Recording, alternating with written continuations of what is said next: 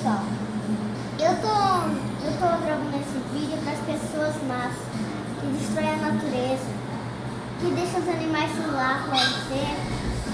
E isso é triste porque os animais agora eles estão tristes, procurando alimentos, procurando uma casa para morar e não estão achando. E se vocês quiserem fazer a minha parte, você tem que botar outra plantinha lá no lugar para poder nascer outro, né?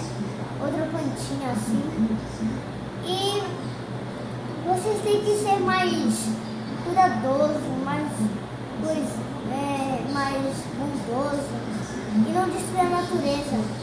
Eu sei que vocês querem fazer alimentos pra gente, mas se vocês fazerem alimentos pra gente, deixe outras plantinhas lá no lugar. Então, esse vídeo é pra vocês. Tchau. Dê um joinha na descrição, se inscreva no canal, me siga nas redes sociais e dê um joinha se você curtiu